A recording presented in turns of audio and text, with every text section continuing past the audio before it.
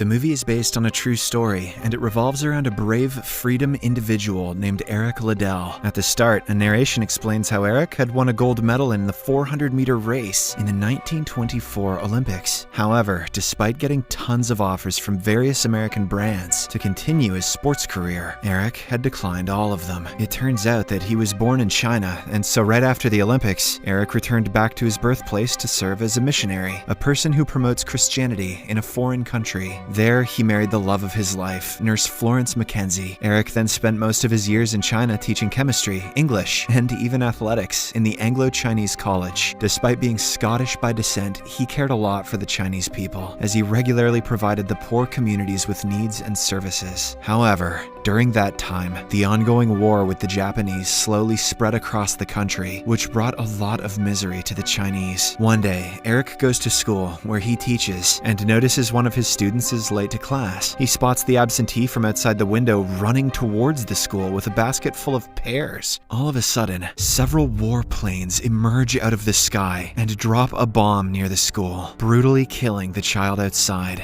devastating Eric. Life in China has now become so dangerous because of the Japanese aggression that the British government advises its nationals to leave the country. A pregnant Florence and their two daughters immediately decide to leave for Canada, but Eric stays back in China. He instead accepts a position at a rural mission station in Shaoxiang, which serves the poor. Before leaving, Florence asks Eric's assistant and good friend Shu to take good care of her husband. He reassures her that he will keep them safe at all costs, and with this, Florence and the children board their ship and depart. A while later, Eric and Shu drive back home, only to find that the Japanese Imperial Army has looted and taken over his residence. However, Eric is not saddened by the sight. He instead begins to pray for strength and guidance. With his home now uninhabitable, Eric is left with no choice but to seek refuge elsewhere. He turns to the school where he teaches, which has been converted into a shelter for refugees fleeing the war-torn areas. Here, Eric finds himself bonding with the displaced families, sharing in their struggles and offering whatever support he can. Every morning, Eric leads the refugees on a run, hoping to uplift their spirits and provide a sense of normalcy in their lives. Despite the hardship and uncertainty that surrounds them, Eric's unwavering faith and kind heart bring hope and solace to those around him. During one of his morning runs, Eric comes across a small child named Xiao wandering alone on the streets. Moved by the child's plight, Eric brings him back to the school and provides him with a safe place to live. As time passes, he grows close to Xiao and becomes like a father figure to him. He teaches him to read and write and provides him with a sense of stability and belonging in a world that has been turned upside down by war. One day, while Eric is checking the mail, he discovers a letter from Florence, his beloved wife who has been in Canada with their daughters. Through it, he learns that they have welcomed a new addition to their family, a baby girl. The news fills Eric with a sense of joy and gratitude, knowing that despite the distance between them, his family is safe and thriving. I guess his wife is even asexually reproducing,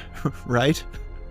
That same evening, Eric gathers with the refugees in the school to celebrate the news of his daughter's birth. The atmosphere is one of joy and hope as they all come together to share in his happiness. As the evening wears on, Eric and Shu begin to talk about their families and loved ones. Eric reveals that his brother is stationed at a hospital in the nearby city of Shaoxiang, and that the hospital is in dire need of medical supplies. The missionaries there have exhausted their resources, and the situation is growing more desperate by the day. Determined to help his brother and the patients in need, Eric offers to donate his last possession, a treasured watch that has been in his family for generations. So, after several days of planning and preparation, Eric, Shu, and a few other volunteers discreetly purchase the much-needed medical supplies from a nearby hospital. Because the Japanese have prohibited such transactions, they carry out their operation at night to avoid detection. The next day, the team sets out in a truck loaded with the supplies, determined to reach the hospital in Shaoxiang. Along the way, they encounter a border control checkpoint, where Japanese soldiers are strictly enforcing restrictions on travel. As they approach the checkpoint, Eric and his team are stopped by the guards and asked to explain their presence. Eric shows them an old newspaper featuring his photograph on the front page, highlighting the victory in the 400-meter race at the Olympics. The guards are intrigued and ask Eric what he's doing in China, and when they learn that he is a school teacher, they let him pass. Sometime later, they eventually reach the hospital and hand out all the supplies to the needy. In the next scene, we are shown that the Japanese have initiated war with the US. After after their attack on Pearl Harbor. Consequently, while Eric is officiating a marriage, the Japanese Imperial Army stormed the church and sabotaged the wedding. Eric, along with all the wedding attendees and many other people, are taken to the Vai-Sign internment prison camp, where they are held against their will. The leader of the Japanese Imperials explains that they will be organized into groups, where the people who have families will be kept together, while all the others will be separated. One night, the guards wake Eric up and take him to the commander of the Imperial Army. Turns out, he wants to race Eric and beat him, as he had heard of his Olympic achievements. So, Eric is given special care and is provided with better food than the other prisoners. However, instead of keeping the food to himself, he shares it with his fellow prisoners, even though it's a risky move. Meanwhile, Shu and the child Xiao search for the missing Eric and finally find the camp where he is being kept. To help him, the two manage to get cleaning jobs inside the prison camp. One day, while Eric is teaching the kids chemistry outside, he spots them doing labor, much to his surprise. Shu then hides a bag full of goods for Eric under a tower, which he picks up later that night by sneaking outside. He takes the bag inside and opens it in front of his fellow prisoners, and they are amazed to see fresh fruits and vegetables, along with many other items which are restricted inside the camp. Just think about this scene next time you are turning down your broccoli at dinner. In the next scene, the day of Eric's race with the commander finally arrives, and everyone cheers him on to win. However, it is evident that Eric is very weak and malnourished, as he hasn't eaten any of the special foods which were given to him. The race commences, and Eric initially takes the lead, but due to his weak body, he falls over while running and loses the race. All of a sudden, one of Eric's friends named David speaks up for him, yelling that he is starving and hasn't had anything to eat. The commander and the other guards are confused upon hearing this and question Eric whether or not he had eaten the food that they had given him. After finding out the truth, the commander is furious, and so Eric, along with David, are beaten up and taken to a solitary confinement hole, where they are kept in for days on end as punishment. One night, Shu sneaks inside the camp and approaches Eric, offering him food and water, but seeing a weak and desperate David starving beside him in another hole, he offers his food to him as well. Shu then begs Eric to let him help him escape the camp, as the Japanese might have planned on killing him. However, Eric refuses to leave his people behind and decides to stay, stating that they need and depend upon him. A few days later, the two prisoners are eventually released from the confinement cell and taken back to their rooms, where they are cheered on by the others. However, Eric's relief is short-lived, as he is assigned to perform intense manual labor within the prison compound. One day, he discreetly meets and talks to Shu. The latter reveals that because of Japan's poor results from the ongoing war, the food supply to the prison camp has been cut off. He then tells Eric that he's made a deal with some of his connections inside the prison. The deal makes the guards turn off the electric fence twice every month, which will allow the little kid Xiao to be able to sneak inside the prison camp to provide food supplies to some of the dubious guards, as well as Eric and the prisoners. That very night, Xiao is able to sneak into the camp undetected, delivering bags filled with much-needed food items to the starving prisoners. However, the next day, trouble brews as some guards catch David smoking outside his room and punish him severely. Desperate and fearing for his life, he turns to Shu for help, pleading with him to assist in his escape from the camp. Despite the high stakes, Shu and Xiao hatch a daring plan to sneak David out in a container meant for human waste. Luckily, the plan turns out to be a success, and David escapes without any trouble, while the troops inside the camp are furious about his disappearance. He escaped? That's shit. No, he escaped in shit. The commander's frustration reaches a boiling point as he questions every single inmate about David's escape, but none of them provide any useful information. Desperate, he takes one of the prisoners named Hugh and throws him into solitary confinement, hoping that the threat of punishment will force someone to speak up. As tensions in the camp continue to rise, Eric's health takes a turn for the worse. He begins to experience frequent nosebleeds, a sign that his physical condition is deteriorating rapidly. After a long and grueling confinement, Hugh is finally released, but his condition is dire. He urgently needs medical attention for pneumonia, and the other prisoners are at a loss for how to help him. However, Eric refuses to give up hope. When he discovers that one of the other inmates is a doctor, he works tirelessly with him to provide the best possible care for Hugh, hoping to save his friend's life. But they soon realize that the medical supplies they need are not available within the camp. Desperate for a solution, Eric hatches a daring plan. He approaches the commandment major of the Imperial Army and challenges him to a race, with the condition that if he wins, he can call any person from outside the camp to bring in the necessary medical supplies. The major initially rejects the proposal,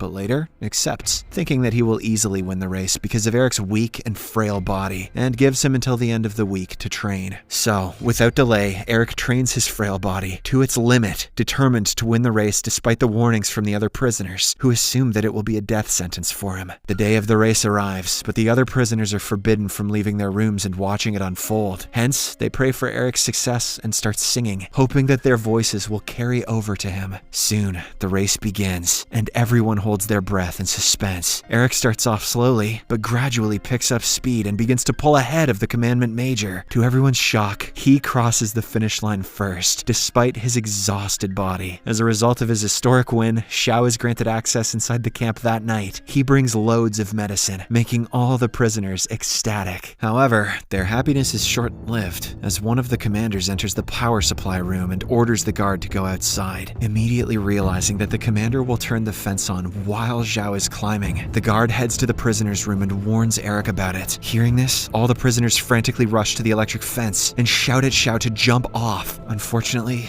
all their efforts are in vain, as the evil commander manages to turn the fence back on, electrocuting Xiao and killing him right in front of everyone. Both Eric and Shu are heartbroken to see Xiao hanging from the fence, while the commander arrives on the scene and warns everyone that the Japanese Imperial Army is not to be messed with. A few silent days pass by in the prison camp, and due to the lack of treatment, a sick Hugh dies in his bed. Eric musters the strength to inform his pregnant wife Catherine, who falls to her knees upon hearing the tragic news. The weight of the loss hangs heavily over the camp. The next day, it's revealed that Eric had been granted access to go home by Christmas. However, he talks to the commandment major and convinces him to let Catherine go in his place, wanting to preserve her and her unborn child's life. One day, Eric dies of a brain tumor inside the prison camp. He, however, gets a proper burial due to the courage and valor he has shown all his life. All his friends pay respect to his grave, while Shu also visits the camp and gets emotional, bursting into tears. The movie ends 5 months after Eric's death, where the prisoners get the relieving news that Japan has surrendered in the war, granting them freedom